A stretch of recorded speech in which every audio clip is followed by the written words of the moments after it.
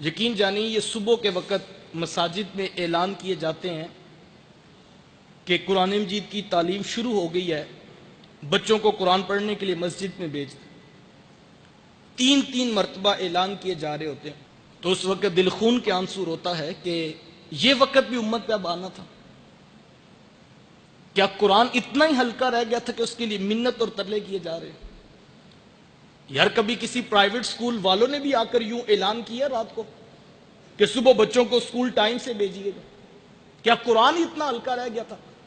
کہ جس کے لیے تین بار اعلان کر کے جو ہے وہ منت کی جا رہی، اور پھر مائیں بچوں کو تھپڑ مارتی ہیں اور کہتی جا کے قرآن پڑھے۔ بچے کی آنکھوں میں آنسو ہوتے ہیں، میلے کچیلے کپڑے اس نے پہنے ہوتے ہیں، اور بعض اوقات رات کپڑوں میں پیشاب کیا ہوتا ہے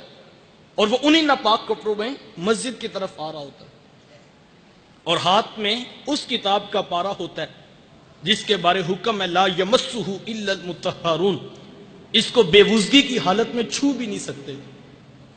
اور پھر جو مساجد کے اندر کی حالت ہے وہ بھی ناگفتہ بے ہے۔ ایک قاری صاحب ہیں، 60 بچے ان کے سامنے بیٹھے، آدھا گھنٹہ کلاس کا ٹائم ہے، کوئی صاحب فہم مجھے بھی یہ بات سمجھا دے کہ اس کلاس کو کس طرح مینج کیا جائے گا۔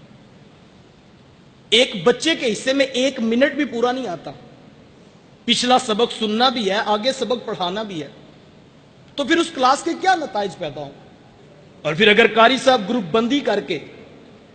بچوں کو نماز یا دیگر چیزیں سکھانا چاہیں تو مائیں دروازوں پہ پہنچ جاتی ہیں کہ قاری صاحب کو نہیں پتا کہ بچہ اسکول سے لیٹ ہو رہا ہے، سارا دن اسے آج ہی سکھانا تھا۔ اچھا یہ تو تصویر کا ایک رخ ہے، اب تصویر کا دوسرا رخ بھی ملاحظہ کیجیے۔ وہی بچہ جب گھر واپس پلٹتا ہے، ماں جلدی سے اسے پکڑ کر نہلاتی ہے،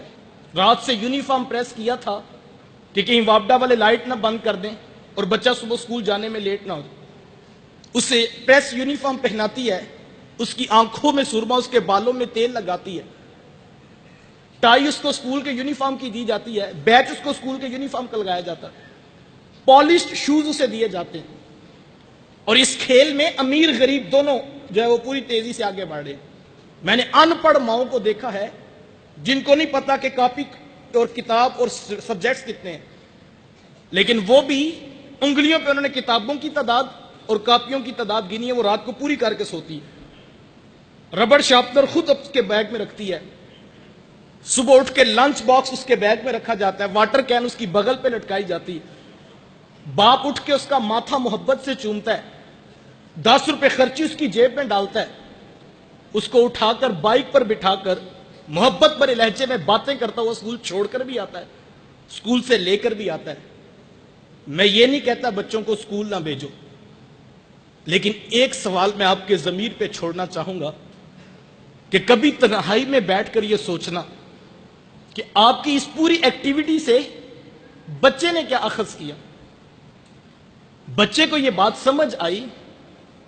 کہ وہ جو صبح تھپڑ مار کر مسجد میں بھیجا جاتا ہے وہ تو ایک اٹھنے کا بہانہ ہے، وہاں تو 3 دن بھی چھٹی ہو جائے نہ قاری صاحب کی طرف سے پیغام آتا ہے، نہ ماں باپ پریشان ہوتے ہیں کہ تو 3 دن مسجد کیوں نہیں گیا۔ اور یہ اصل کام ہے جس کے اوپر پورے خاندان کی توجہ لگی۔ آپ کہتے ہیں یہ میری بات نہیں مانتا، یہ ماں کے ساتھ بدتمیزانہ لہجے میں بات کرتا ہے، تو صاحب معذرت کے ساتھ پورا سکول کا سلیبس اٹھا لیجئے، آپ دیکھیں کتنی پرسنٹیج ہے، کتنی چیپٹرائزیشن ہے جو اخلاقیات اور آداب والدین سکھاتے ہیں۔ صاحب پوری کیمسٹری کھنگال مارو، کیمسٹری نہیں بتاتی کہ ماں کی ہستی کا نام ہے، فزکس کے سارے اصول ایک پلڑے میں ڈال لو، فزکس کا کوئی اصول نہیں بتاتا کہ باپ کی ہستی کا نام ہے۔ یہ سبق فزکس، کیمسٹری اور بایو نے نہیں پڑھانا تھا، یہ سبق یا تو رب کے قرآن نے پڑھانا تھا یا محمد کی میٹھی بولی نے سنانا تھا، لیکن ہم نے نہ بچوں کو قرآن پڑھایا نہ بچوں کو حدیث پڑھائی، اور نتیجہ وہ مانگ رہے جو قرآن اور حدیث سے پیدا ہونا تھا۔ وہ کیا کسی نے کہا تھا کہ تم نے خود ہی تو زمین میں انسانوں کے سر بوئے ہیں، تم نے خود ہی تو زمین میں انسانوں کے سر بوئے ہیں، اب فصل خون اگلتی ہے تو شکوہ کیسا۔